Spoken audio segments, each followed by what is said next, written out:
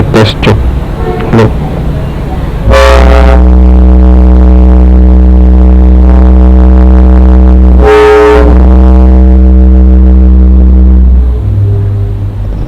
Hello, mic test check. Hello.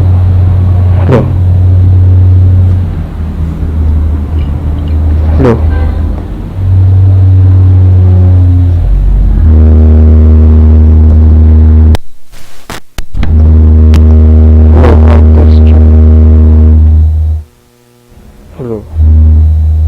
Hello, mic test check. Hello. Hello, hello.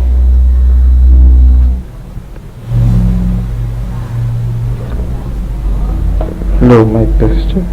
Hello. Hello. Hello, mic test check. Hello. Hello. Hello.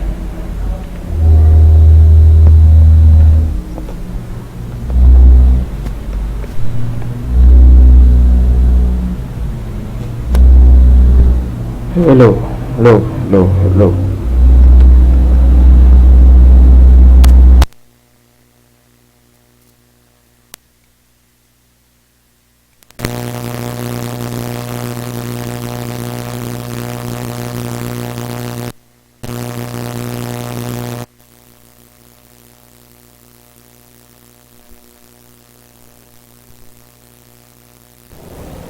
Hello, mic test check.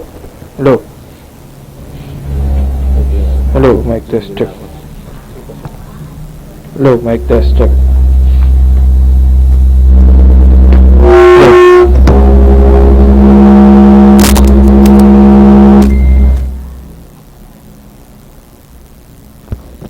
Hello, mic test check. Hello.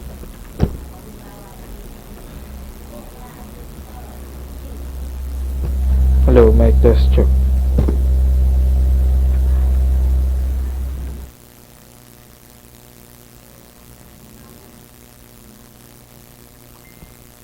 Hello, hello.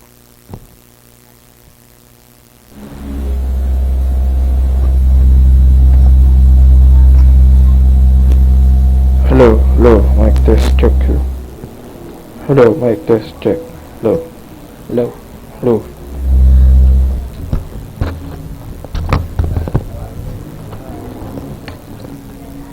Hello, mic test check.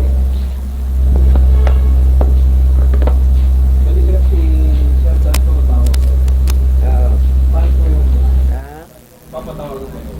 Kasi sasabihin mo na pitawag mo na. Ay, kung kaya tayo, Anong po yung ano natin? yung, Ninyo po.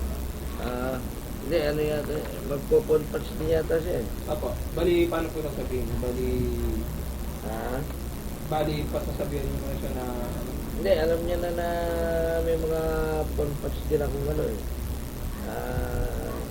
Usap eh. Sir, banggitin niyo na sa kanya na may tatawagan kayo para pag ano, kung ano mo na yung telepono. Ano, Bali, isa lang kasi yung telepono natin. oo nga. Hindi, alam niya naman may mauna akong phone eh. Kausap na, Bali, paano ko po siya tatawagan? pagka siya na. Apo. Eh, pagkatapos na yung mga kausap ko, Sige po. Bali, kayo po muna pag-isa sa mag-isa. Bali, hindi ko muna siya tatawagan. hindi mo na. Pagka, yung, Sir, sabihin niyo lang ako pag tatawagan. unahin natin si Kwan, yung barangay chairman. Saan ba na yung sir natin tatawagan? Nandiyan sa listahan sa'yo. Hindi ba, saan pong portion ng banig ito? Pagka tapos ko na dito sa ko namin. Hello, hello.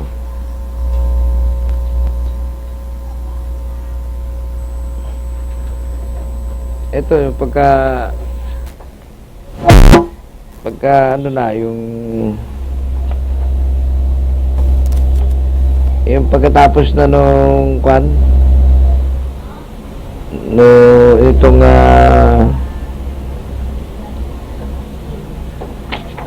mga introduction ko sa kanila tsaka sa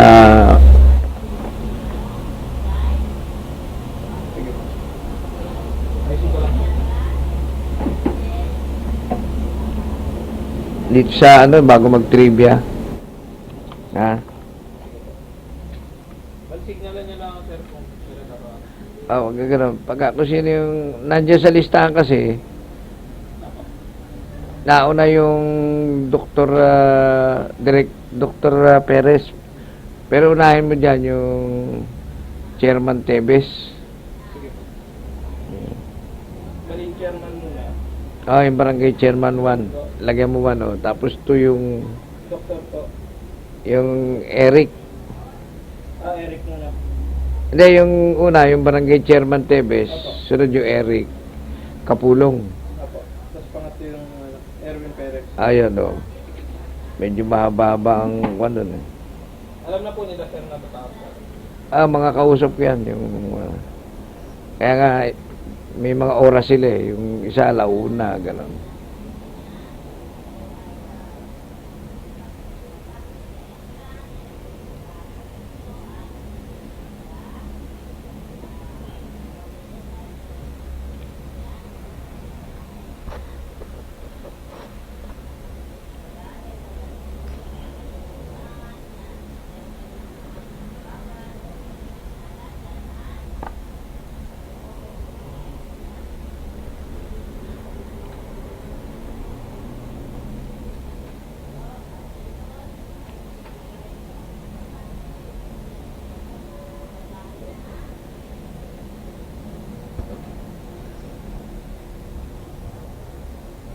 Hello, hello, hello. Hello, hello.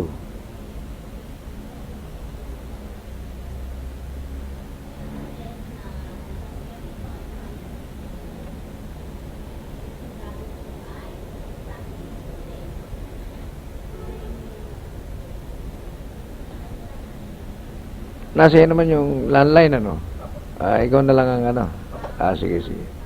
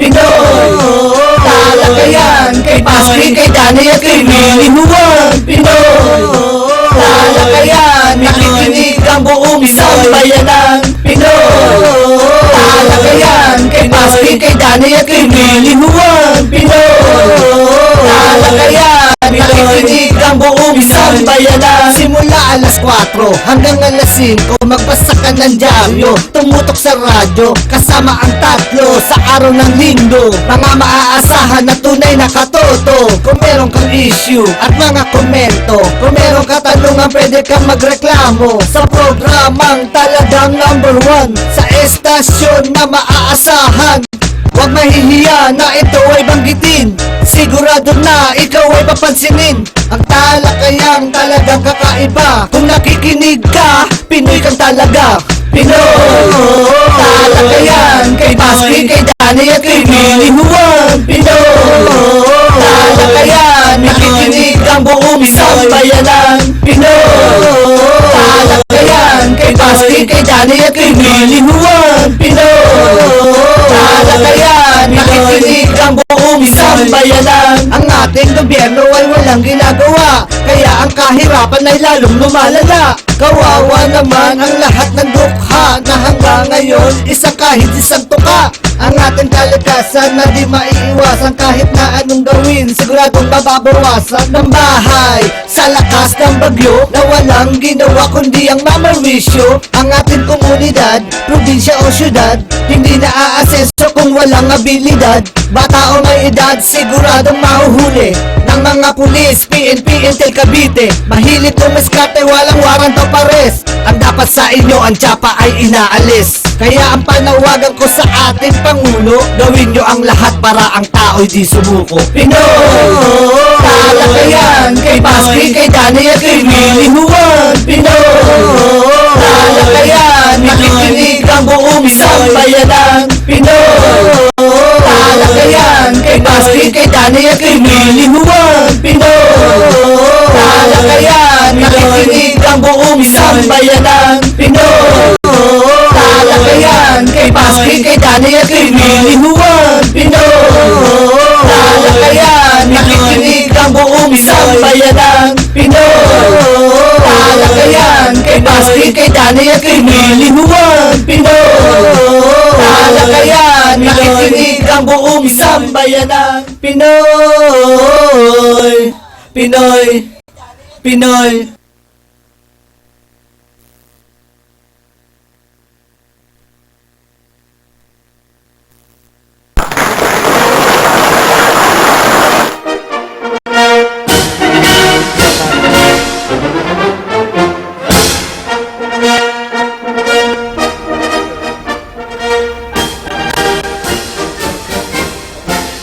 Na.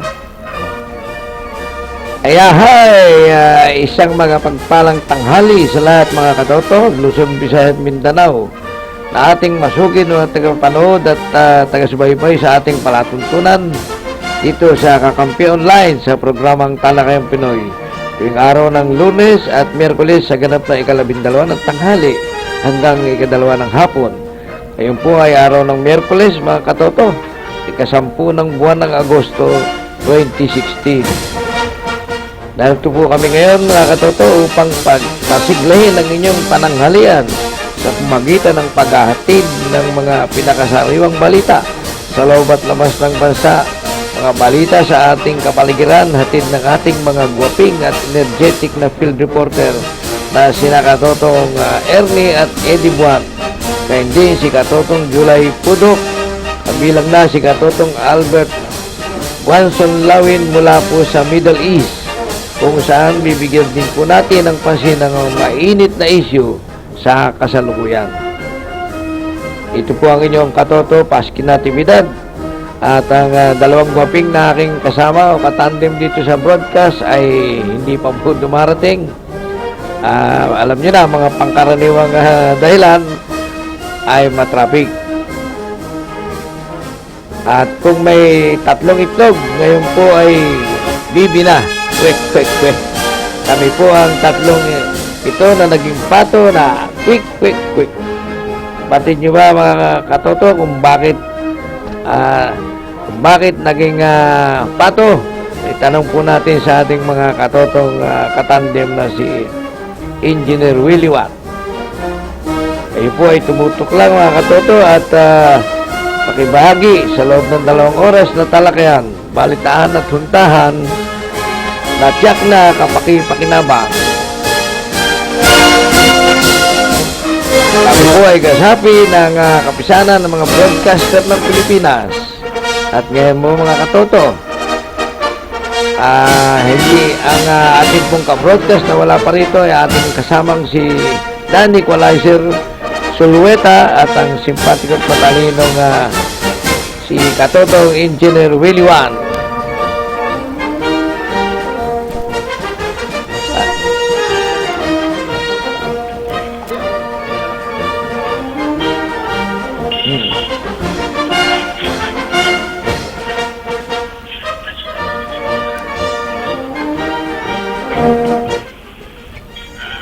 narito po sa ating ere ang ating katandem na si Katotong Dan Equalizer Sulweta.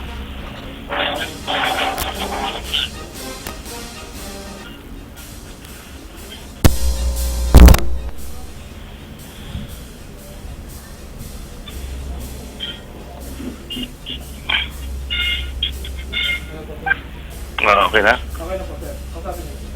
Oo. Ano? Hello, Katotong Dan. Oo. Kumusta at Hindi ba nagpipi? ay Katoto? Oo. Nagpipidback ba?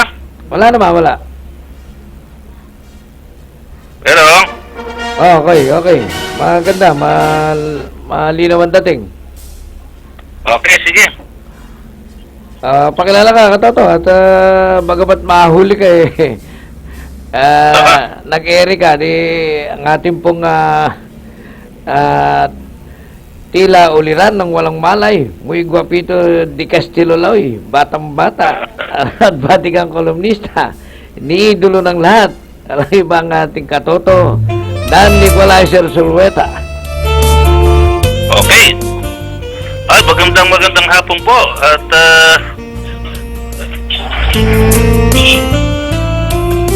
hello?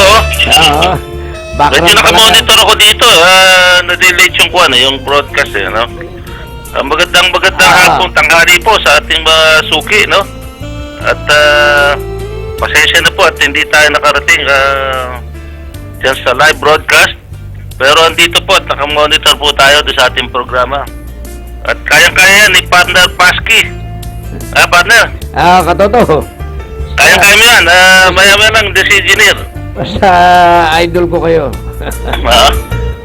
Sige, at tuloy mo lang, partner, at naka-monitor lang kami dito. Okay. Pagka merong mga tawag, no? Apat ba yung ano mo ngayon? Interview? Phone batch? Phone patch natin, apat ngayon. Sige, at Pakinggan nyo lang. sige, at sunod po ng dalawang oras ay magkanit po tayo, ating nasuki. Magandang hapon po sa inyo lahat. Tuloy lang, partner. Ayan, yan po ang ating si Katotong Dan. Bagamat hindi makakarating ay nagpakilala pa rin upang huwag mapabayaan ng kanyang katandem na si ang inyong Katotong Paski. Salamat mga Katoto. Kaya mga Katoto, dyan lang po kayo at patuloy na tumutok dito sa aming programang Talakayang Pinoy. Subaybayan din po ninyo kami. Mag-log in sa Ustream. Buksan ang inyong mga Facebook account sa inyong mga cellphone at computer. At presto, mapapanood nyo po kami ng live. At kung di nyo mapanood ng live, sundan nyo po kami sa YouTube. Type nyo lang po ng Talakayang Pinoy in Kakampi Online. At lahat po ng aming mga nakaraang pagtatanghal ay mapapanood nyo.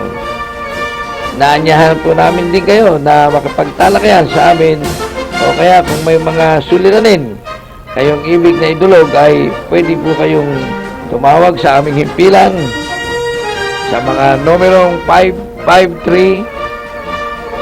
553-8656 at sa 788-3607. Muli, 553-8656 at 788-3607.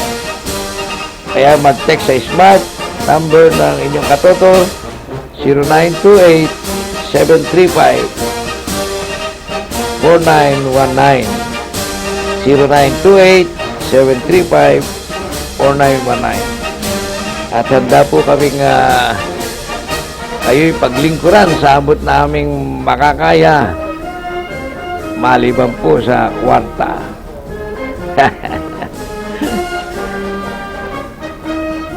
At ngayon po, bagamat wala tayong dalang Bible, ay magkakaroon lang po ako ng isang maikling panalangin para po dito sa ating programa. Panginoon, sana'y gabayan nyo kami dito sa aming programang Talakay Pinoy dito po sa Kakampi Online. At naway matapos namin sa loob ng 2 oras ang aming programa na sa pamagitan ng inyong patnubay at maging maayos ang aming talakayan at walang maging sagabal na ahad lang sa aming magagandang layunin para po sa ating programa, para sa ating sambayanan. Maraming po salamat sa iyo, Panginoon.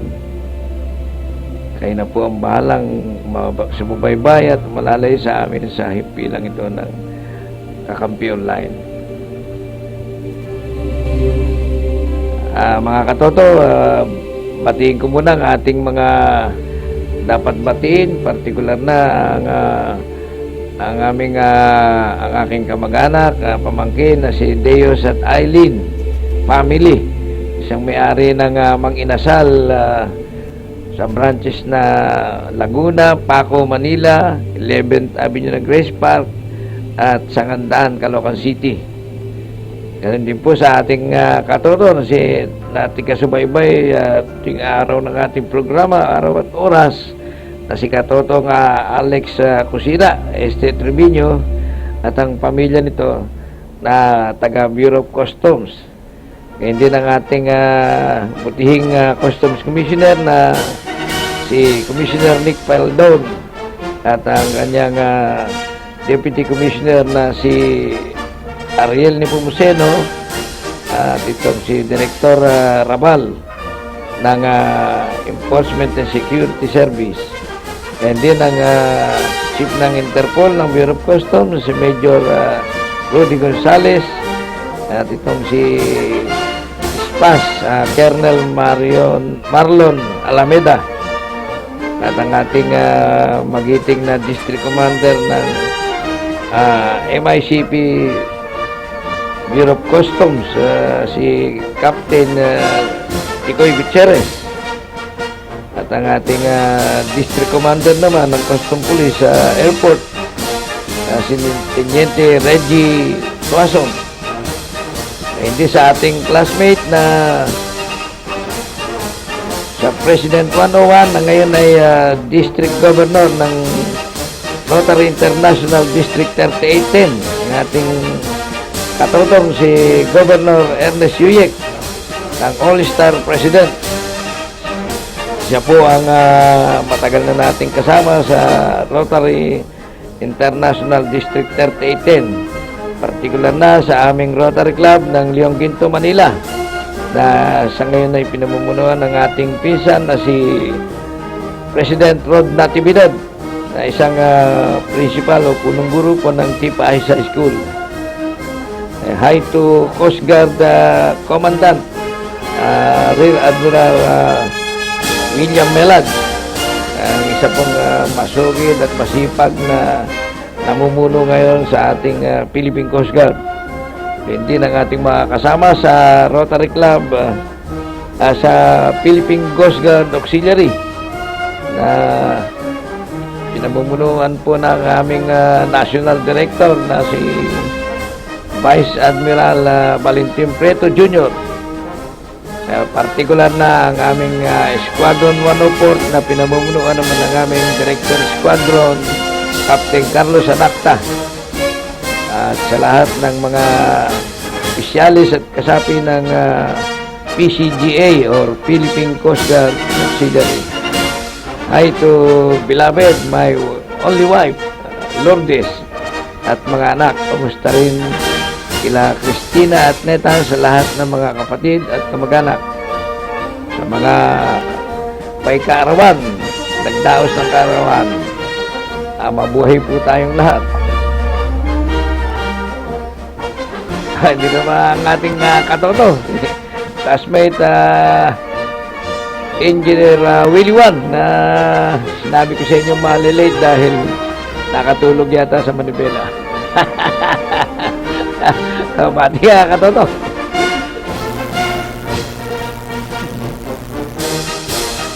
Pati pakilala.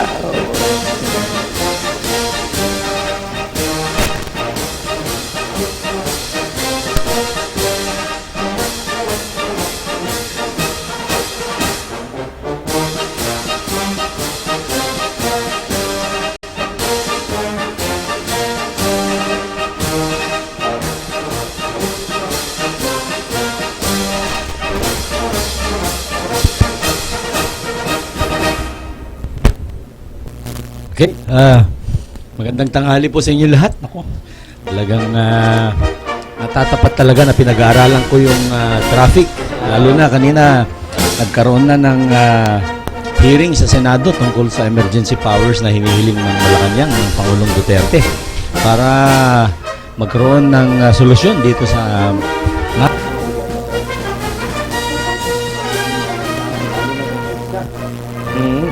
sa qualified major thoroughfares. So sana mabigyan nila ng mabilis na desisyon yan. Hindi na kailangan ng mahabang diskusyon kasi matagal na naghihirap ang ating mga kababayan dyan na sumasakay sa mga bus, sa MRT, mga iba pang mga means of transportation dyan sa isa. Magandang tanghali po sa inyo lahat. Okay, mga katoto, yung pong ating batang-bata na hinyero na ating pong katandem broadcaster dito sa Talakayang Pinoy.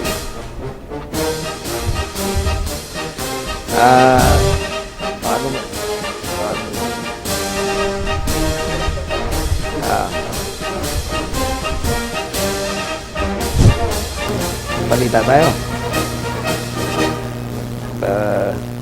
May magandang balita muna tayo dito sa tungkol sa ENDO ng Department of Labor. Mga katoto, mayroon pong 5,150 contractor or subcontractors ang target ng DOLE na ma-assist ngayong 2016. Ayon sa kalihim ng DOLE na Secretary Silvestre Bello III, nagsagawa na ng assessment ang kagawaran at ang 5,150 rehistradong kontraktor o subcontractor ngayon 2016 ay bahagi ng estratehiya upang mahinto ang pinagbabawal na contracting o subcontracting at iba pang short-term employment arrangement. Yan po ang ayon sa ulat ng DOLE. Kaya nasa bilang po ng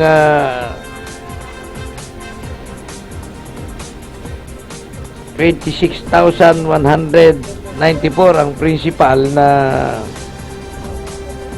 na subcontractors or contractor anibelyo, saan dinagdag na ang nasabing bilang batay sa napagkasunduan sa consultation workers workshop or ENDO na ginanap noong July 18 and 19, 2016. Si Chairman. Magandang hapon, magiting na at masipag na barangay chairman ng Muntinlupa City.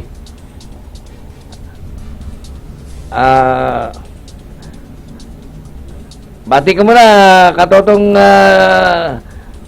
Danny Tevez, Chairman Danny Tevez. Batiin mo muna ang ating mga tagapakinig.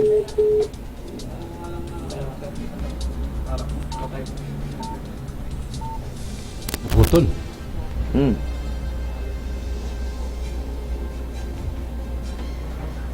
May live interview po tayo ngayon sa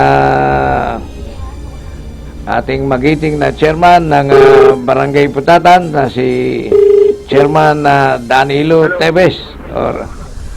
Hello. Chairman, magandang tanghali. Hello. Chairman Danny Tevez. Sandali lang po Hello. Hello. Chairman, magandang tanghali sa'yo. Bati mo muna ating mga tagapakinig. Chairman Danny Tevez.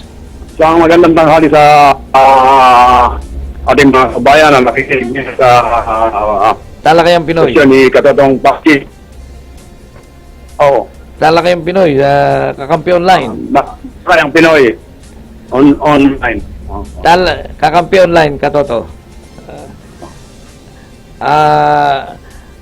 Ayon sa kaalaman ko, napakarami mong proyektong nagawa na sa iyong panungkulan sa inyong barangay.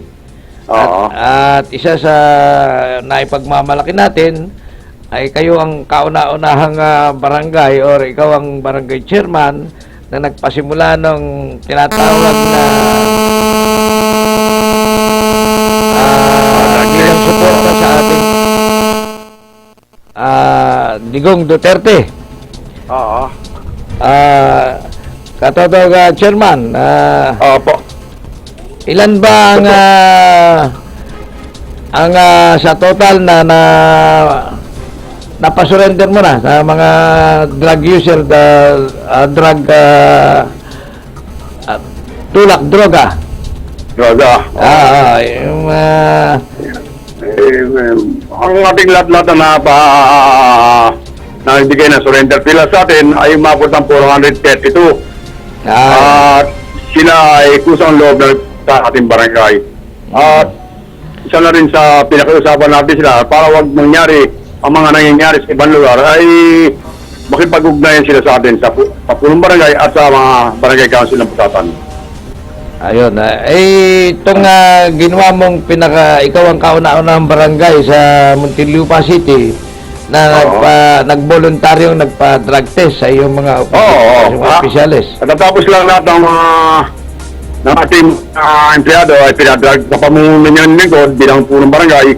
Tayo ang una sa pagpapadrug test para malaman ng tao na ang lahat ng naglilingkod sa barangay ay kinakailangan magpa-drug test para sila maging ehemplo at tularan ng ating mga kababayan.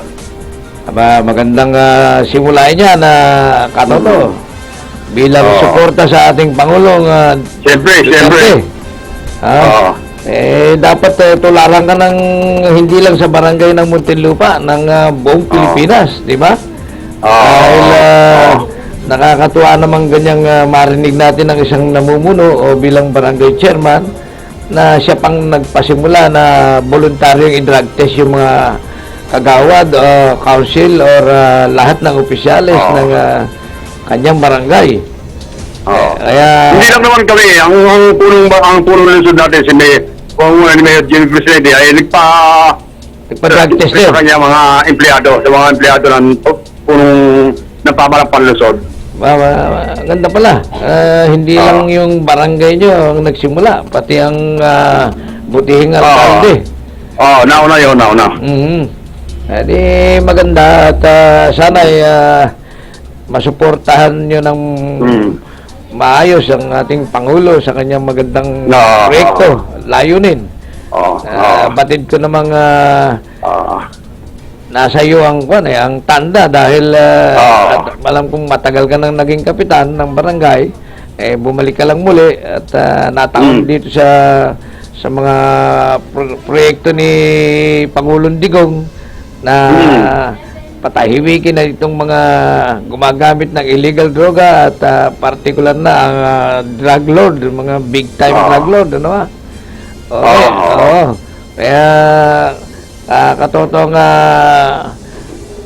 Chairman Tebes, ano ba ang maihahayag mo naman para sa ating barangay, kung ano man yung mga magagandang layunin, bukas ang ating hapag upang bigyan ka ng ilang sandali na ihayag Una sa isang maraming salamat sa istasyon na nagbigay sa atin kay Ikatadong Paski para malaman ng taong bayan na tama lamang ang ginagawa ng ating Pangulo na para sa pagbabago dahil maraming mga kabataan ang nalululong sa masamang bisyo. Dapat hintunan natin yan at magbagong buhay na ang mga batang yan at bigyan din natin ng magandang buhay. Yun lamang ang aking masabi at sa ating mga kababayan, makisya sila pagbabago ng ating bansa. Yun lamang po. Ay, magandang tanghali ulit, Chairman. Alam ko, mayroon ka pang susunod na ponpas sa aming himpilan tungkol naman sa iyong mga magagandang accomplishment. Sa mga susunod na araw at paparating kagad namin sa inyo at isa sa inyo para malaman ng ating mga kabayan ang ating mga ginagawa dito sa Barangay Putatan. Ayun, yun ang magandang marinig ng ating sambayanan, lalo-lalo na sa Muntinlupa City, na ang Barangay Putatan ay isa sa mga dapat maging huwaran sa sa Kalakhang, Maynila. Binabati kita, Chairman Tebes. Okay. Sana Maraming salamat po. Okay. Okay, mabuhay ka, Chairman. Yan po ang ating butihing chairman na si Danny Tebes ng Barangay Putatan, Muntinlupa City.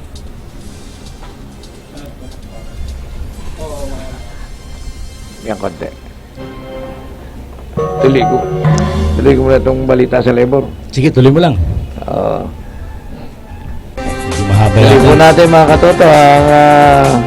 Sa katunayan po, ang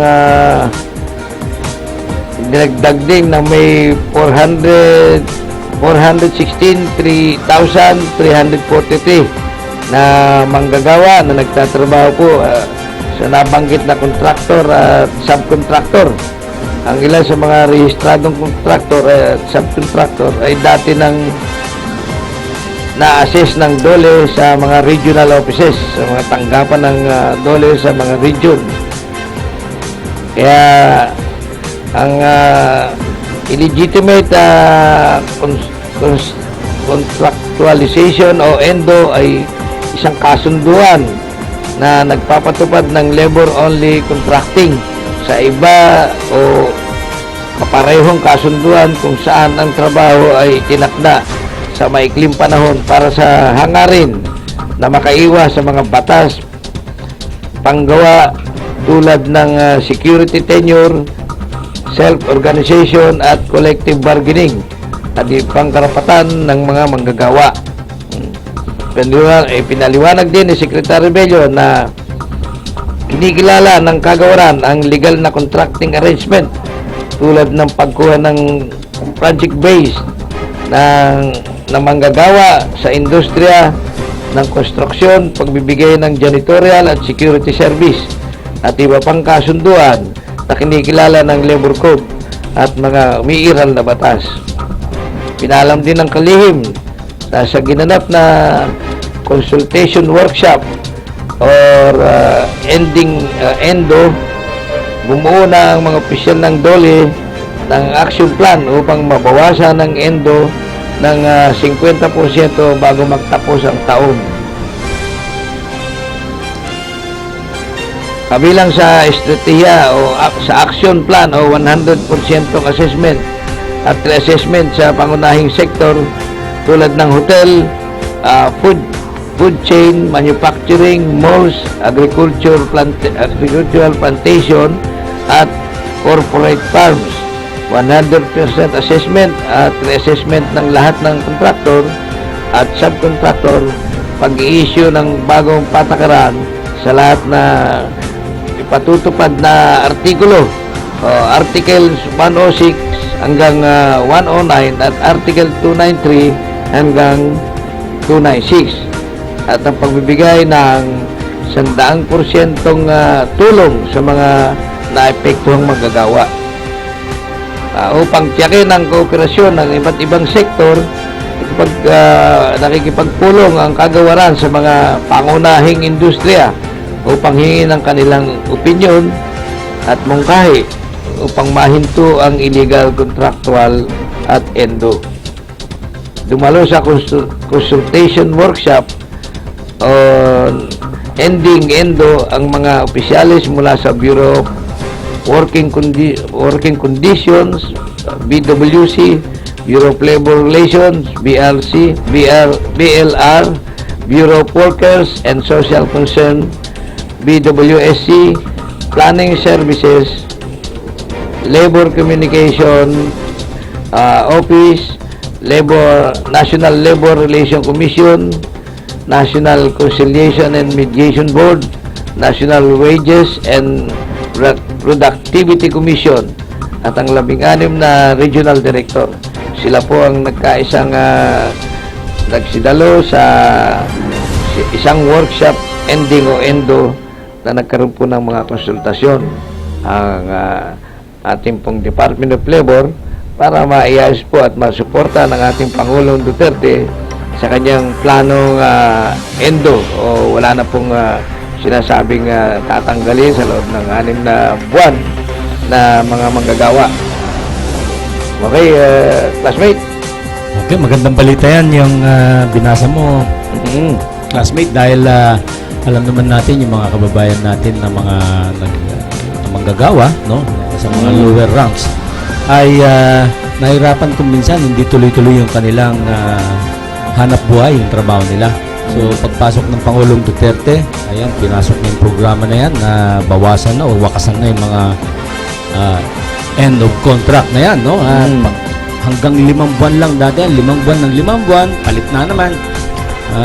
Lalo na yung malalaking malls dyan. Yan, maganda at magkakaroon na ng tuloy-tuloy na employment mo. Alam mo, classmate, kasi napakaganda yung itong administration ni Pangulong Duterte sa simula pa lang at nagiging mahigpit siya sa laban sa droga, kriminalidad, tsaka sa korupsyon sa gobyerno, di ba? Ayaw niya yung mabagal yung processing dyan.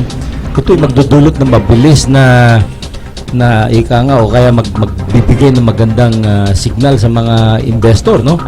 At syempre yung mahigpit din siya doon sa mga mayayaman, negosyante na hindi nagbabayad ng tama sa buwis nila, no? Gusto niya patingnan, ano? At pag nalaman na ikaw hindi nagbabayad ng tama sa buwis mo, ay pwede kang makasuhan at alam mo, maaaring hindi ka makasakay sa ano mo, no? Sa Ano papatayin? hindi naman.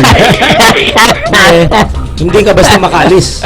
Kung bibiyahe ka sa negosyo mo sa Hong Kong o saan man yan, mahirapan ka. Kaya kailangan talaga magbayad ka sa tamang buwis. At siyempre, maraming mga gustong ipanukala ang Pangulong Duterte. Kasama na dito yung pagtaas ng mga sweldo ng mga kapulisan at saka mga sundalo, di ba? At saka iba pang mga empleyado sa gobyerno. So, ayan, meron tayong reporter, si July. July, Okay, July, pasok ka. Okay. Katoto, Okay. pasok. Yes, hello. Hindi ka na. Sige, July. Yes, okay. Oo, alam mo, napakalakas na ulan dito ngayon sa lungsod ng Maynila. Kung saan ay tumitindi itong mga klase, no? Sa Metro Manila. Dahil nga sa nangangamba ang ating pamahalaan at mamaya yung mga kapamahalaan ng mga estudyante ay maging problematic na sabing ulan. So ngayon talagang nagdeklara na ang lahat ng local unit, government unit ng walang pasok sa apat na sulok ng Metro Manila. Kasama na yan yung Cavite at yung Bataan at iba't ibang mga probinsya, no, na nasasakupan na nasabing ulan. Pero sa Bulacan, wala naman dineklarang action kung hindi dito rin doon. So, pa rin, dito natin na talagang pamahalaan talagang umaalala dito sa mga kabataan. Katoto. July. Tuloy mo. Para sa kampiyan lang, July po ito. No? Nawala. Hello? Nawala. Sige. Tuloy. Tuloy mo. Katoto. Tapos na Medyo di maganda yung signal niya. Okay, so sinasabi natin kanina na napakaganda yung programa na yan. At alam mo ba, classmate, kagabi sa isang talumpati ng Pangulo sa Camp Evangelista sa Cagayan de Oro. Medyo uminit ang ulo ng Pangulong Digong dahil doon sa reaction ni Chief Justice Sereno. Tungkol doon sa mga binunyag niyang mga hukom, no? Kung tutusin, maliwanag naman ang sabi ni Pangulong Digong na yung mga hukom, di umano ay nasangkot ay kailangan mag-report sa Supreme Court, sa Chief Justice, sabi niya. Hindi naman niya pinapa-report sa pulis. Para kasing yung sulat ni Chief Justice Sereno, pinapa-report niya sa pulis. Parang mababa ang moral. Dapat naman talaga kasi may separation of powers siya, di ba? So, yung mga pulis, nasangkot, mga sundalo, at yung iba pa na dating mga naglilingkod bilang mayor o vice mayor o congressman na sangkot dapat mag-report sa Philippine National Police. Pero yung nandun sa listahan na mga hukom, yung ano, mga judges. kailangan dun sa Chief Justice of Supreme Court. Ngayon, ang maganda naman at ang maganda naman ngayon ay pinapa-investigahan na ng Supreme Court yung mga di umano'y sangkot na mga hukom, no? Meron nakasama sa listahan na napatay na o wala na, ganyan, no? Na-dismiss na, nag-retire na. Tama lang naman na may sama sa listahan kasi ito'y sabi nga ng Pangulong Digong, karapatan ng mga mamamayan na malaman kung ano talaga nangyayari dito sa laban sa droga. Nakikita natin, no? Na kung hindi dumating ang Pangulong Digong sa ating gobyerno, no? Bilang Pangulo, ay hindi natin malalaman na ganyan na pala katalamak itong problema natin sa illegal na droga. Kaya malaking salamat natin at siyang nakaupo at napakalakas ang kanyang determinasyon para mapuksa itong problema sa illegal na droga. Okay? Okay, classmate, ituloy ko lang, no? Sige, tuloy. Alam mo yung traffic dyan sa EDSA, narinig ko kanina sa hearing sa Senado na i-report din ng DOTC yung panukala na magkaroon ng rapid bus transit dyan sa Innermost Lane. Ito kasing panukala na ito matagal na eh. Nauna pa sa MRT3 na proposal noong 1989, na kasawiang palad naman eh hindi na-aprobahan nung dating kalihim na Oscar Orbos, yung namayapa ng Oscar Orbos. At anyway, ang na-aprobahan ay itong MRT3. At nakita natin sa tagal ng panahon na napakapalpak yung sistema nito. Nagkaroon ng mga kakulangan sa preventive maintenance nito. Kaya tuloy sa nakaraang taon o 2 taon ay umislide pa yung MRT, yung isang bagon niya dyan sa dulo ng linya sa MRT3 dito sa Pasay, no? At napakadelikado po yan. Kaya maganda ito, makakatulong itong bus rapid transit, gagamitin yung Innermost Lane. Itong mga bus, maaaring malipat sila sa... May pasok tayo sa Punpat. Meron ulit tayong tawag. Sige, papasukin natin. Ating butihing veterinary doctor. Doc Eric Kapulong ng Animal Quarantine sa South Harbor. Magandang tanghali po. Okay, napakaganda rin ng tanghali para sa'yo. Ayos ba, katotong Eric? Doc Eric, kumusta ba South Harbor? Ano bang mga magagandang maihayag natin sa publiko tungkol sa animal quarantine? So far naman, Yung mga tinatawag na valuation system, kumusta ba yung sistema natin dyan sa valuation? basically po, Kapaski, okay. Basically po, pagdating sa yes? Okay, sige, tuloy. Okay, una-una po, Kapaski, magandang tanghali sa inyo at saka sa tagapakinig niyo po. Okay, salamat. Ngayon, nabanggit nyo, yung sa ano na yan, sa reference value po yan, yung nabanggit nyo na yan. At yan naman ay may guidelines na galing sa DA. May prescribed, ano na po yan, reference value sa mga selected pork and chicken. Yan po ay pinatupad noon pa pong 2012 at magpasa hanggang ngayon, in-effect pa po yung guidelines na yon. At apparently, nakakatulong din sa farmers kasi nababawasan yung tinatawag na yung unfair competition. Oo, dahil kawawa naman yung mga local harvest pagka... Ito po yan, sir. Kaya kailangan magkaroon ng paraan ng ating pamahalaan para matulungan itong mga sinasabi mong local farmers. Opo. At ang nag-implement po niyan actually ay yung Bureau of Customs na pertaining na po yan doon sa collection of duties and taxes. Doon sa pagpasok ng koleksyon. Opo, kasi yung reference value ang basis po niya para sa computation ng duties and taxes eh. Ayun, no. Pero hindi naman tung panahon ni Digong, hindi naman nagbago. Wala naman pinataas na dapat pagbayaran sa duties na yan. Yung sa ano po, para sa kaalaman ng inyong tagapakinig, meron po tayong set na ng computation para dyan sa tinatawag na duties. Ang naging participation po ng DA lang yung doon sa reference value po.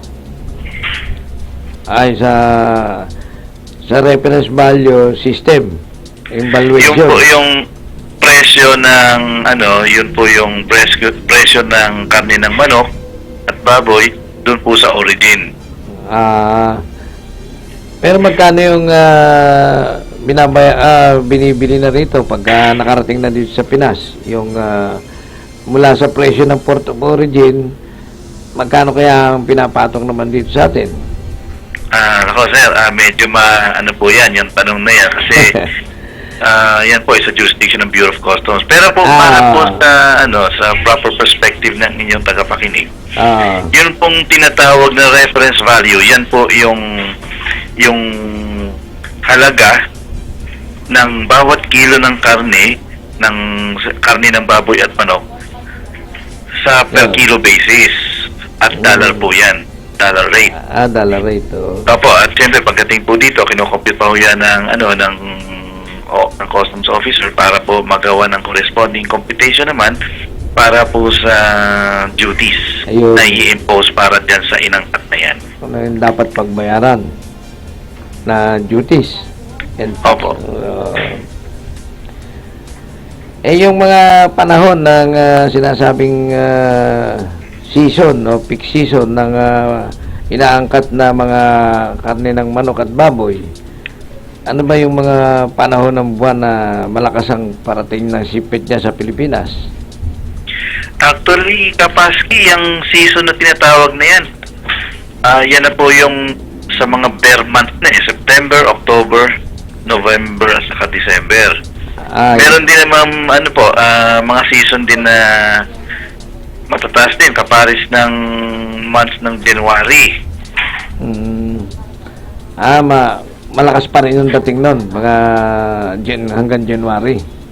Actually, sa pangkalahatan, constant kasi po yung rate of importation ng mga karne. Mga pagkain. Nagbabago lang ho yan pagka mataas ang demand ng consumers, pares nga po ng mga okasyon na nabanggit. Pares yung mga pagka merong Kapaskuhan, merong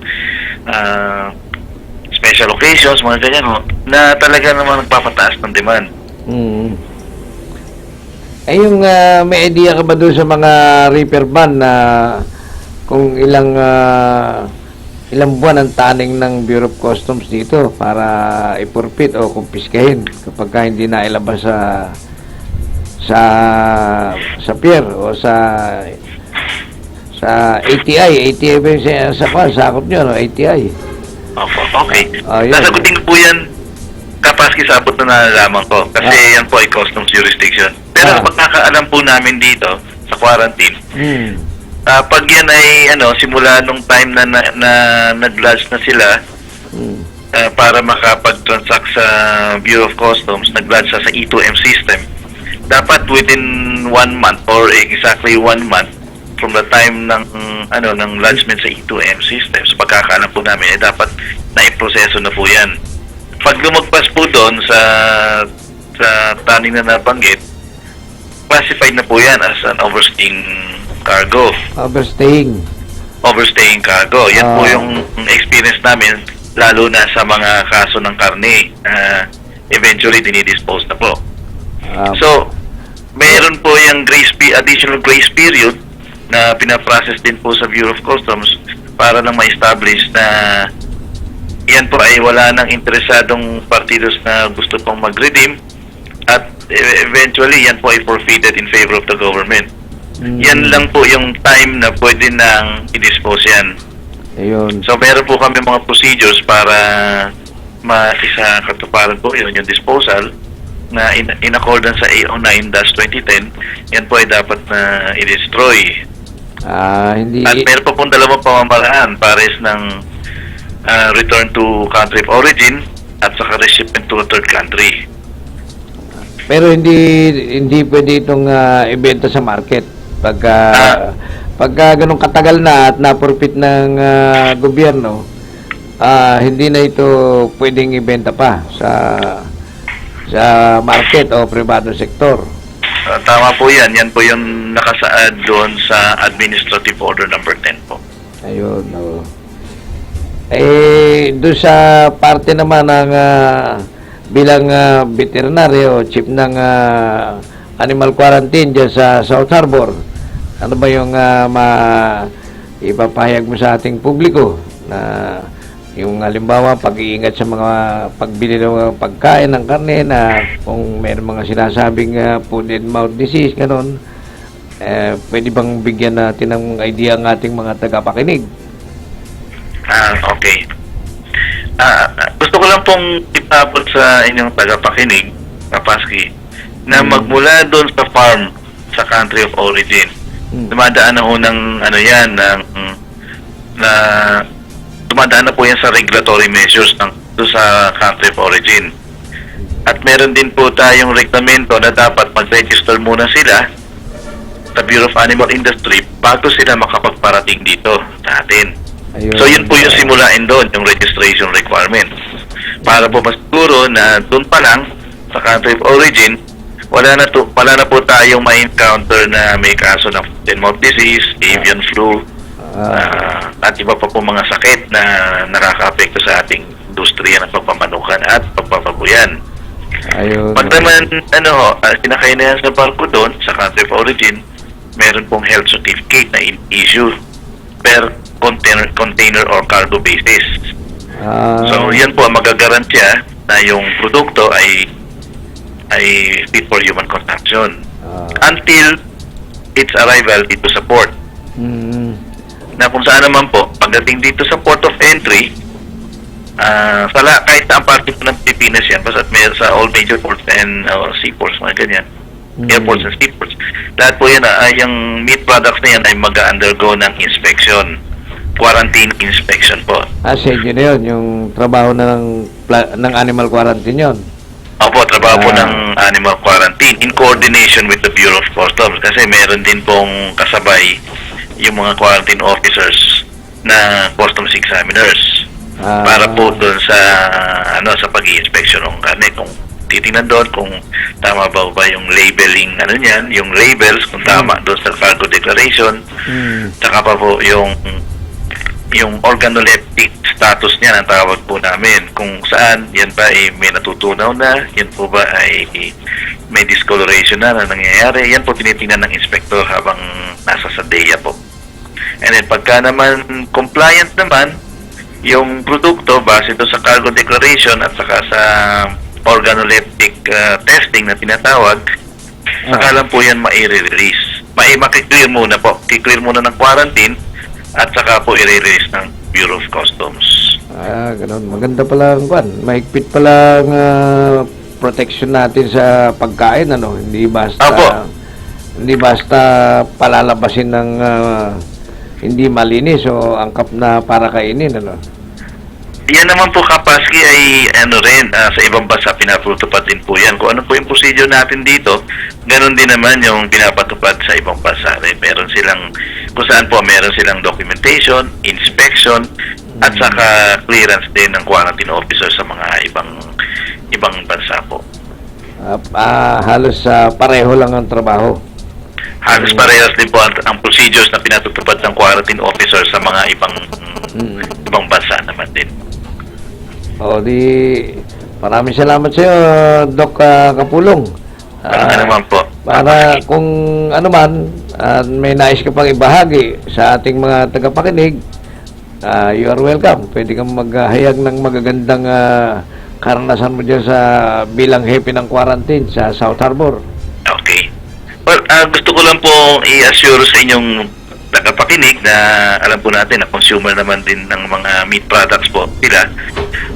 Makakaasa naman po sila na lahat naman po na nag-undergo ng processing dito sa South Harbor at maging sa ibang mga major ports, seaports and airports, lahat po yan in coordination with the Bureau of Customs ay nakasala naman Para sa ganun, ma-ensure natin na yung mga nailalabas na piano na nagdaan sa proseso ay fit for human consumption naman po. Okay. Magandang balita yan, mga katoto. Kung nakikinig kayo, napakagaling pala ng animal quarantine natin na talagang masugid na sinusuri ang mga parating na mula sa ibang bansang mga pagkain tulad ng karne ng manok at karne ng baboy. Maraming salamat sa iyo, Doc Eric, at nakapanayam ka namin at nakapagbigay ka ng magandang additional na kaalaman sa ating mga tagapakinig. Yan po okay, Doc Eric. Walang ano man po, Kapaski, at mabuhay po kayo. Maraming salamat. Okay. Yan po ang ating kaibigan na si Dr. Eric Kapulong, isa pong veterinaryo na siyang chief ng animal quarantine sa South Harbor. Katandim po niya ang Bureau of Customs sa pag-inspeksyon ng mga reefer container van na nilalagyan ng ating mga karneng manok at baboy na parating mula sa ibang bansa. Okay. Classmate. Okay, classmate. Tuloy natin yung Oh. Alam mo ba na isang mainit na topic ngayon sa social media yung paglilibing ng bangkay ni Pangulong Marcos sa libingan ng mga bayani kasi naprubahan na ng Pangulong Duterte ito sang-ayon dun sa kanyang campaign promise, no? Oo. Pero ang daming mga kontra Marcos na mga kontrapartido. Oo, kumukontra. Kung tawagin natin, kontrapartido. Mainit, no? Pero sinabi na ng Pangulong Duterte noon na it's time to move on, sabi niya. At kaya nga niya di ba hinikayat yung CPP-NPA, yung MILF, MNLF, no? Yung mga Maka-Aquino, Maka-Binay, Maka-Estrada, no? Sino ba? Maka-Grace po. Lahat nung siyempre nakalaban niya noon, Maka-Rojas, no? Madaling salita, mga kontrapartido. Mga kontrapartido, hindi sumuporta sa kanya. Si Ernie, Si Ernie, no? So, kailangan magkaisa na para umusad na tayo, di ba? Kawawa naman yung bangkay. Kasi kung ilang taon wala na tayo, wala nang tigil ng bangayan, wala nang mangyari, no? Oo, kawawa naman talaga yung... Yan, papasukin natin si Ernie ulit. Katoto. Ernie. Katoto Ernie, pasok. Yes, maraming salamat at nagkaroon tayo ng pagkakataon sa bawat barangay. Dahil gusto ko lang i-remind kahapon ay ako'y tumutok dyan sa lugar ng Quiapo. At dito nga ay nakikiusap ang ilan nating lingkod bayan na sa kabila nga ng pagpapatupad nila ng sinatawag ng clearing operation system na ipinatupad po ng Manila City Hall sa pangunguna po ni DPS Chebo Romeo, yung pinaka-chief ng DPS ng lungsod ng Maynila. Dahil nga po dito po sa Divisoria, kung mapupunta kayo, ay malinis na po ang nasabing lansangan sa gitna ng kalye. At dito naman po sa area ng Quiapo, ay nagkaroon din ng clearing operation at pinangunahan nga na nabanggit na pangalan Mr. Chebo Romeo, no? Pero bago tayo pumalaot ay ako'y nagtungo sa bawat barangay at dito nga sana kung makakataw palad natin nitong si Chairman Rodolfo Morales, tunay siya ng mga palang nasasakyan dito sa dalawang nakakasakop na chairman. Pero ito'y hinuli na, subalit itong mga trailer na napakahaba ay nakaparada pa rin dito sa may malapit sa tulay ng Balot. Itong pagkakataon na ito ngayon ay kaharap ko itong si Kagawad Alvaro Caro. Last term niya ito. Ito yung Barangay 148, Zone 13. Ito yung District 2 ng lungsod ng Maynila. Kaugnay nito, minabutok yung tumungo rito dahil ilang mapagmasid natin mga kababayan ang nagkakaroon ng palaisipan kung bakit daw hinahayaan ito. Kaya gusto ko sana linawin, ask permission sa inyo, sa pamamagitan ng ating programang Talakayang Pinoy, ay mabigyan niya ng isang paglilinaw dahil para naman maging malinis ang kanilang pangalan. Si Chairman, ang buting Chairman dito ay si Chairman Rodolfo Morales. May konti itong kapaguran, kaya nakaharap ko ngayon dito at sumalubong sa amin itong si Kagawad Alvaro Caro. Permission lang sa inyo kung pwede siyang manawagan daw di umano kaugnay sa isang paglilinaw mga katoto. Okay, Katoto. Walang problema. Maganda ngayon. Makakatulong siya sa ating pamayanan. Okay, napakalaking bagay nito. Ngayon ay kaharap ko nga siya at bibigay ko ang linya ng komunikasyon at pinag-aarating ko rin sa kanya sa pamamagitan nga ng ating programang Talakayang Pinoy.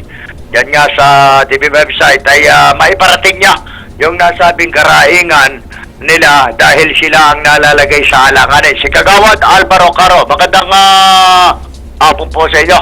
At ito pong nasa programa natin ngayon ay programa po ng Talakayang Pinoy Online, ano po, si Katotong Paski at Katotong Danny Salveta at yung iba nating kapatid dyan sa on board ngayon sa studio ay si Engineer Willie.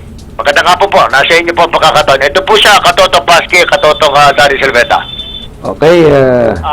Hello sir, good afternoon sa inyong lahat dyan. Magandang hapon naman. Good afternoon po. Okay. Kung parte dito sa area namin, tahimik naman ang residente namin dito, sir. Sige. Ano lang namin dito, mga trailer ng pasaway itong mga truck. Minsan ginagsabihan ko sila, ginaiwanan nila ang truck, walang driver. Ilan beses na nagareklamo yung harap doon, kuminsan ginapuntahan ko. Pagdating ko naman, mamaya-maya nandun na ang driver, tapos inalis na ang truck nila. Ngayon kung nandito naman sa area namin sa hindi naman nila ginaalis ang mga trailer ngayon. Yan ang problema namin dito sa North Bay ngayon, sir. Kasi kami iiwas lang sa aksidente sa mga residente namin dito or magtawid na magbantay ng jeeps sa kabilang kalsada. Anong kalye ba kayo? Anong kalye? Yeah, sir? Anong kalye yung lugar nyo ng barangay? North Bay. Honorio Lopez. Sa Honorio Lopez. Yes, sir. Sa kahabaan ng Honorio o yung particular na sakop nyo? Anong kalye? May sa kabila, sakop ni Castillo, Chairman Castillo. Dito naman sa kabila, sakop namin ni Chairman Rodolfo Morales. Diyan ba yan sa may tulay ng North Bay? Oo, nandyan. Sa may Impanta? Sa may Impanta? Mga truck dyan. Hindi nila ginaalis ang mga trailer nila ginaiwanan. Kaya nung isang araw, may nagparada na trailer dyan, naglilinis kami doon. Sinabihan ko yung driver, ngay alisin niya na. Kasi nagareklamo yung isang residente dyan. Ngayon, sinasabi naman ng may bahay dyan, sabi niya, senior citizen niya ako kasi panay pa revolusyon na ng truck niya. Hindi lahat ng usok pumapasok sa bahay nila, sir. Ayun ang reklamo, no? Kaya ito naman, hindi naman kapag sinasaway mo, parang nakangiti pa magharap sa akin, sir. Pang-asar. Nangasar, nangiinis. Nangasar pa. Puntahan nyo si Kwan, mag-report kayo sa Traffic Bureau. May nagpunta na nga dito ang Traffic Bureau. Ginpadlakan na yan. Pero yung mga mga driver, matigas ang ulo nila Mamaya alisin nila ng truck nila, mamaya ibalik naman nila kagparadahan dito sa area namin. Ay, lagyan nyo ng siguro yan, yung mga malalaking paso ng halaman para hindi na sila makaparada dahil pag pumarada sila, magigitna na sila ng kalye, medyo marami na magagalit sa kanila ron.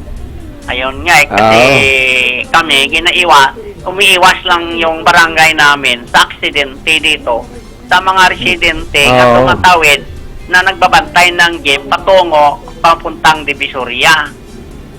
May mga may mga lumilibot na nangahatak yung towing service.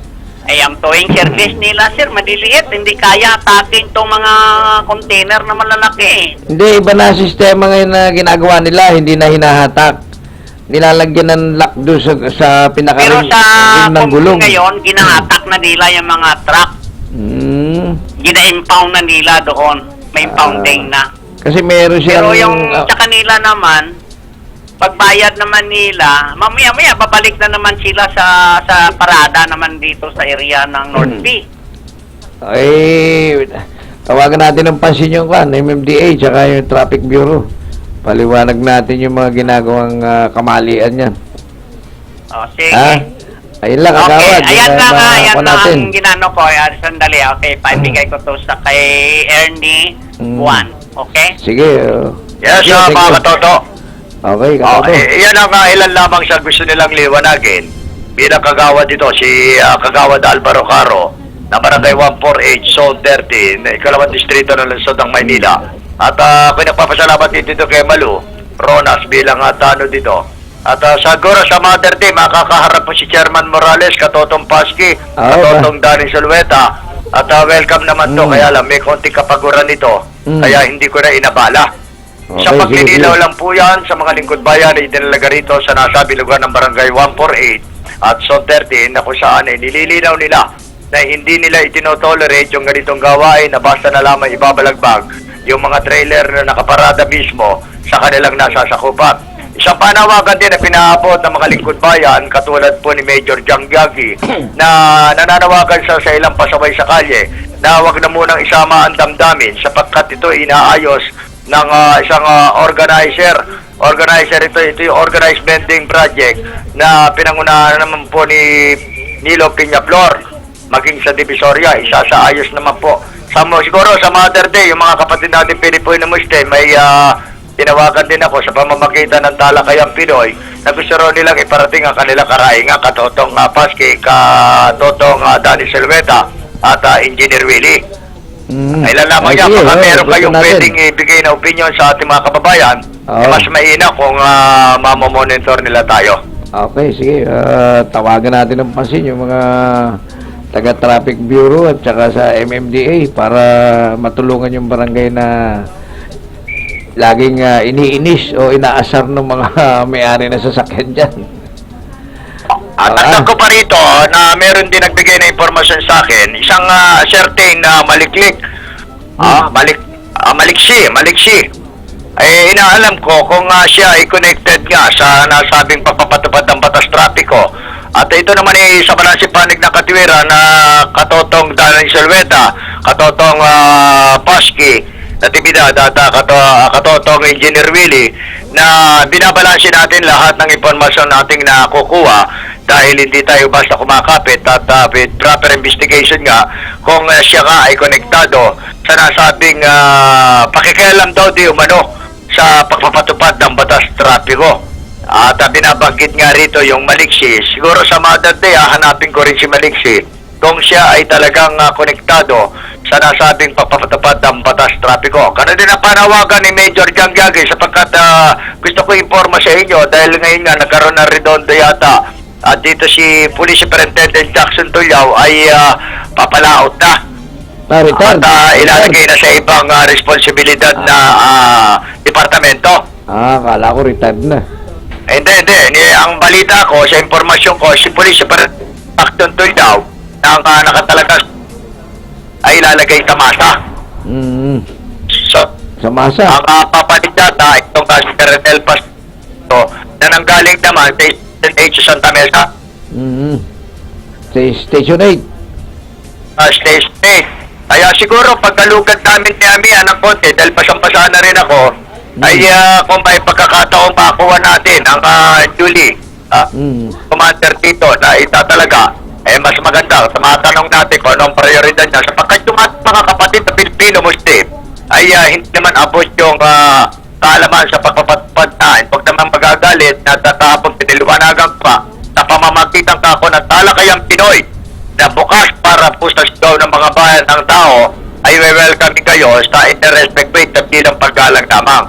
Sapagkat mahanga kami dito magkakit lingkod at ibang taki na sumusubaybay sa programa natin na talaga namang pine-welcome sa lahat para makarating tamang kinapalagalo na sa ating mahal na Pangulong Pedro Joseph Estrada.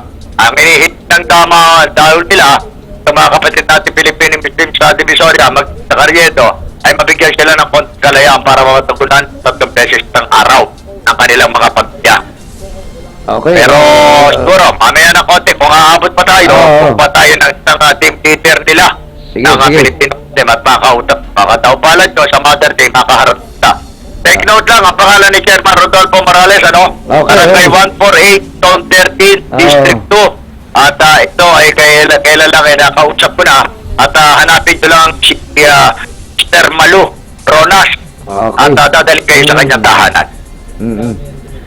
Len. Okay, pansamantala muna akong bibitiw at nagpapasalamat ako sa isang inihalal ng pamayanang kagawad Alvaro Caro ng Barangay 148, Zone 13, District 2 na Luzon ng Maynila sa isang paglilinaw na hindi nila dinotolerate ang mga nakapalakpak na sasakyan na kahabaan po naman ng Honorio Lopez.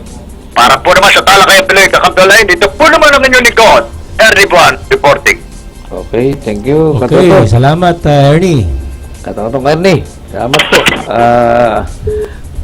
Tawagan po natin ang pansin ng si Colonel Sagaysay ng Traffic Bureau at ang MMDA Traffic Enforcement. Sana ibigyan natin ng pansin itong hinaing ng ating mga barangay sa kahabaan po ng North Bay Boulevard, yung sinasabing mga trailer at mga tractor head na nakabalagbag doon sa kanilang lansangan. Sana ay bigyan natin ng aksyon para makita naman nilang sumusuporta tayo sa taong bayan. Oo. Oo, di ba? Toto, classmate. Okay, classmate. Oo. Alam mo, May- classmate. Den. Apo, wait lang po. Ah, Tinatawagan ako. Maraming mga gandang balita na nangyayari, no? Alam mo ba na mayroong isang lola dyan, no? Na nakapulot ng 165,000, ha? Ba? Isang bukus ng pera. maswerte. Itong napakabait na lola na ito ay si Lola Maria Loleng Lozano. Ba? Oh. Oo. At binalik niya. Oo. Sa kanino na-entrega? Sa nakuha kaya ng talagang may-ari o paano? Well, nakuha dyan sa, saan ba ito? Sa bandang airport, no? Itong si Lola ay taga Tayug, Pangasinan, no? So, Bait ni Lola. napakaraming ganitong Pilipino-Pilipina, no? Very honest. Kaya sana ito magbibigay ng magandang imahe sa Oo. Pilipino. At isa pa, classmate, ha? Yung ating weightlifter na si Heidelin Diaz na taga Olympic. Zamboanga ay nanalo ng silver medal.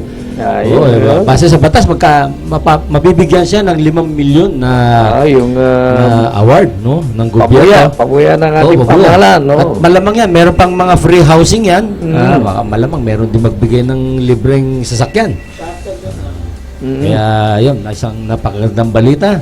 Sa pagkaraan ng 20 taon, ngayon lang ulit tayo nakapanalo ng medalya doon sa Oo, Olympics. sa Olympic, ano? Oo. Tagal tayo ulila yan. Ito yung pangatlong nakakuha tayo ng silver medal. No? Ang una yan, si Anthony Villanueva, 1932. Si Onyok Velasco noong 1996. Ba, tatagal Parang na. boksingero, no? Oo. Tapos ngayon, ito na, si Heidi Lynn Diaz sa weightlifting. No? Yung iba na, puro na tayo bronze medal eh. Wala pa tayong gold. Classmate, sana magkaroon na. Oo. Ito, napakagandang balita rin itong yung Ano yan? sa Dole. Ang only Filipino OFWs ang welcome na makapagtrabaho doon sa Qatar. Wow. Sa Qatar, ha? Oh, 77,000 na Mga Pilipino. Pilipino ang Wow. welcome na makapasok sa trabaho ron. Ako, magandang Oo. balita yan sa ating mga kababayan, no? Kaya nga, nasa Alam mo, classmate, nasa internet na raw yun. alam mo, classmate, tinitingnan ko nga ang bansa natin, no? Hindi nga tayo industrialized, no? Maganda sana maging industrialized tayo. Meron tayong steel industry, copper ganun, no? industry, ganyan, no? Para sana makagawa rin ng mga heavy machinery, katulad ng mga kotse, di ba? Mga truck. Nakita mo yung Korea, ang dami niyang mga sasakyan na magagaling, magaganda, no? Hyundai, Kia, di ba? Daewoo. At sa mga cellphone, yung Samsung, napakaganda yung cellphone niya, di ba? Oo. Sana maging ganun din ang bansa natin, no? May mga Oo. manufacturers. Manufacturing, ayan. Pabrika. Palagay ko sa direksyon ng Pangulong Duterte, magagawa natin to kasi unti-unti. Yung mga investor, Oo. pasok sa atin. Dahil sa magandang pamamalakad, pinupuksa na itong illegal drugs na sumisira sa mga mahigit 3 milyon ng ating mga kabataan ay siyempre masasalba natin pa yung mas marami kasi itong ginagawa niyang laban sa illegal na droga, classmate, hindi na sa atin to, hindi na sa ating mga anak, para sa ating mga apo, anak ng ating mga apo. Kaya dapat sa mga panahon na suportahan natin to, no? na darating. Anyway, mabalikan ko. Ang Pilipinas nag-export lagi ng mga manpower, no? Ha? Mga inhenyero, mga technician, di ba? Mga skilled skilled, at pati na yung mga OFWs, domestic workers, no? Check lang yung number. Number po ako, sir. Ang dapat lang talaga sana na ipagpatuloy itong industrialization at yung ating sinusulong din na advokasya sa solar. Alam natin na ito'y magdudulot ng libreng enerhiya sa mga may bahay, no, sa mga residences. At ito'y magpapababa sa halaga ng kuryente. At pag mangyari itong pagbaba ng halaga ng kuryente natin, papasok dito, makaka-attract ng mga investor, no, mga namumuhunan, magtayo ng mga factories dito. At ito'y maaaring makakatulong na sa unlad natin na maging industrialized country, no? Magaya sana natin tong South Korea, tong Japan, of course, no? Of course, andyan yung China at saka yung India. At pati na rin tong Singapore at Hong Kong, no? Of course, yung mga European countries, pinangungunahan dyan ng mga Great Britain, France, Germany, Italy, Belgium, mga Scandinavian countries, of course, lalo ng Amerika. Sana'y magkaroon na, no, ng direksyon papunta sa industrialization. Ito sanang pagmimina ay medyo mabawas-bawasan yung direktang pagmina at pag-export nito. Sana'y magbigay ng magandang insentibo yung gobyerno para sa mga kumpanya at yung minimina nilang raw material sa imbes na ipadala na lang, ibenta na lang sa ibang bansa, sana i-process na lang to para mas maganda, magkaroon ng malaking value added dito at magbibigay ng mas malaking kita o dagdag sa ekonomiya ng ating bansa, classmate. Oo, malaking bagay. Mukhang napapanahon si Pangulong Duterte sa Buenas. Oo, sinaswerte talaga tayo kasi kung hindi siya pumasok, mas malalim na kumuno yung aabutan ng bansa natin. Hindi natin nakalain na ganyan na pala karami yung drug dependence, 3 million, 3.7 million at ang katunayan niyan mahigit 600,000 na yata yung sumusurrender o nagsurrender na mga drug user, drug pushers, no? Maliban pa dun sa mga mayor na nakita naman natin na sumurrender na at marami pa, no? At sana tuloy-tuloy ito. No let up, ika nga. Siyempre, ang ating kapulisan dapat ay obserbahan lang ang due process. Huwag namang kailangan maingat, hindi basta-basta pumatay, no?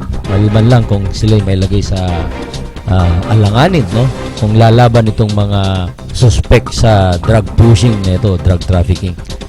Kaya medyo may inasikaso si classmate Pasky. Paalala lang natin na sa ating mga kaibigan dyan sa MEPFS Center sa may kanto ng EDSA, corner Panay Avenue, meron na naman po tayong libreng seminar mamaya sa solar. Ito po ginagawa natin tuwing Miyerkules mula ika-6 ng gabi hanggang ika-9 ng gabi. Sino man po na gustong matuto para sa instalasyon, paglalagay ng mga solar panels para magkaroon ng libreng enerhiya sa inyong mga bahay, sa inyong mga opisina, ay pwede kayong pumunta doon sa MEPFS Engineer Center sa 3rd floor ng LNL building. Ito yung nasa harap lang po ng MRT Quezon Ave Station, o nasa kabila naman ito yung Centris, no? Meron pong KFC sa baba o ground floor ng building. Ito po yung ginagawa natin para mahikayat natin ating mga kababayan, no, na mag-invest, maglagay ng kanilang mga solar panels. Na ito pong solar panel ay ito'y tumataya, no? Ito'y tumatanggap ng libreng enerhiya mula sa haring araw At siyempre, pag ito'y pumasok sa electrical system ng bahay nyo, ay malaki pong matitipid nyo sa inyong bayarin sa kuryente. At pag marami na po kasi maglagay nito, yung sinasabi natin na magdudulot to ng kompetisyon ng sa presyo ng kuryente, no? Lahat po yung mga power plants dyan, yung mga coal-fired power plants, gas-fired, iba pang mga klaseng mga power plants na nag-generate sa ating electricity grid ay mapipilitan silang magbaba, no, ng halaga ng kanilang singilin sa kuryente dahil magkakaroon na ito ng libreng enerhiya na mula sa haring araw. At katulad ng sinabi ko, dahil sa bababa ito eventually yung ating kuryente, no, halaga ng kuryente sa electricity grid natin, ay ito na may mag-iimbita ng maraming mga investor na ipo-pull out nila yung kanilang mga pagawaan, mga factories, lalo-lalo itong mga hapon, no? Marami silang factories sa China, gusto nilang ilipat na rito sa atin sa Pilipinas. At pag nagawa naman natin ito, yung pagparami ng mga solar panel sa mga bubong natin, ay magiging magnet ito sa mga investor na ito. Kaya mga kababayan, kung gusto nyong matuto rito sa solar panel installation, ang inyo pong lingkod ay nagko-conduct ng lecture po dyan sa MEPFS Center sa may kanto ng EDSA Corner Panay Avenue dyan sa Quezon City. Okay, binabati rin natin yung mga kaibigan natin sa Pugadlawin na katatapos ang meeting namin kagabi sa pangunguna ni Lawin Hayes at pinag-usapan namin yung mga proyekto ng pagbigay ng mga libreng mga aklat doon sa Galalan, Laguna, doon sa kabundukan ng Sierra Madre. Ito po ay parte ng Pangil, Laguna, no? Malapit na sa boundary ng Laguna at Quezon, no? Ito po ay may isang mataas na lugar, medyo malamig ang hangin dito, pero kaya mga mahirap lang pong nakatira rito dahil medyo nakalbo na yung mga kabundukan doon, no? Ay tinutulungan natin itong community na ito at meron na tayong nabigyan ng training sa mga graduate doon ng high school sa mga nakaraang pagkakataon. At isa na rito si Mr. Alvin Tuba na pumasa kamakailan lang ng board examen ng Master Plumber. So congratulations Alvin. Sana ipagbutihin mo ang inyong practice at ang iyong pang mga kaibigan, ikayatin mo rin na mag-aaral ng mechanical, electrical, plumbing, fire protection design or drafting, no? At para umangat ang inyong kaalaman at of course yung inyong kabuhayan. At binabati rin natin yung mga kasama natin sa Rotary Club of Pasig North sa pangunguna ni Pangulong Andy Fernando at ang aming District Governor sa District 3800, si Governor Jojo Lorenzo. At meron mga proyekto dyan sa community, yung tree planting na ginanap kamakailan lang dyan sa Vista Verde, Pasig. At magkakaroon din yan ng tree planting sa Tanay, bandang Tanay, sa kabundukan din, para makatulong ang Rotary sa ating bansa, sa kalikasan, no? Kailangan ng mga puno na may tanim sa ating mga kabundukan para pag tagulan ay merong maghahawak, no? Yung mga tubig ulan na bumabagsak sa kabundukan at mabawasan ang pagbaha sa kapatagan. Yan po. At of course yung mga iba nating mga kabaro pa dyan sa Davao City sa darating na August 21, magtutungo ang team ng MEPFS dyan sa Davao City para mag-conduct din ng mga iba't ibang mga seminar lectures, no? Para mapalakas ang kaalaman, capacity building ng mga batang inhinyero at arkitekto dyan sa Davao, lalo-lalo na sa larangan ng mechanical, electrical, plumbing, fire protection, sanitary engineering, at of course pati na itong sa solar. Dyan po, abangan nyo po kami dyan sa Davao City sa August 21. Tingnan nyo po lang po sa Facebook, no? Tabayanan ng mga announcement dyan sa Facebook, doon sa page ng MEPFS Center. Ayan po. Naku, classmate, ang bilis ng oras. Nawala ka lang saglit, pero parang umarangkada na yung oras. Okay, punta ka na rito at ano.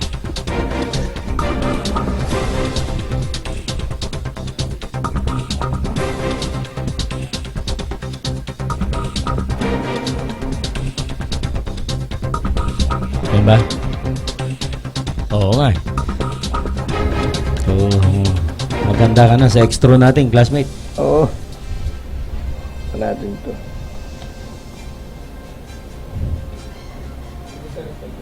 Ha? Oo. Doon sa sinasabing 77,000 na kinukuha ng Qatar. Yung mga manggagawa no? Sa Qatar, ha? 77,000. Saan ba sila pupunta dapat? Doon mismo. Sa Dole? Hindi, sa kung mismo sa YouTube, sa internet. Meron na doon. Pinasok na lang para makapag-apply sila. Anong company? Basta Qatar, hanapin ng Qatar. Okay yun, no? Marami na naman. So, kailangan talaga mag-training tayo rito. Yan ang ginagawa namin sa MEPFS Center, no? Nagbibigay kami ng lecture, seminar sa electrical, mechanical, plumbing, sanitary, part protection para ating mga batang mga inhinyero at saka mga technician ay magkaroon sila ng kalapan. Alam mo ba, classmate, na meron din akong bagong topic na ginawa. Ito yung fire protection design. So, yung mga inhinyero o technician na gustong matuto sa design ng fire suppression system at saka fire detection and alarm system. Ayan po, sa darating na Lunes ay magkakaroon ulit tayo nito ng lecture doon sa MEPFS. Ito po nasa kanto ng EDSA Corner, Panay Avenue. Kaya lagi pong wala si Director. Tignan ang announcement sa Facebook sa MEPFS Center, no? O kaya pwede rin sa aking Facebook, yung William Jacinto Juan, o kaya dun sa Facebook ni Engineer June Lopez or Olimpio Lopez. Tingnan lang po yung mga announcement doon para kung gusto nyo maka-attend o umattend sa mga seminars na yun o gusto nyo yung mga anak nyo, kaibigan nyo, ay papuntahin nyo lang po doon. Okay? Okay. Pasok na pasok sa oras, ha? Extra na tayo, mga katoto. Extra music, technical engineer.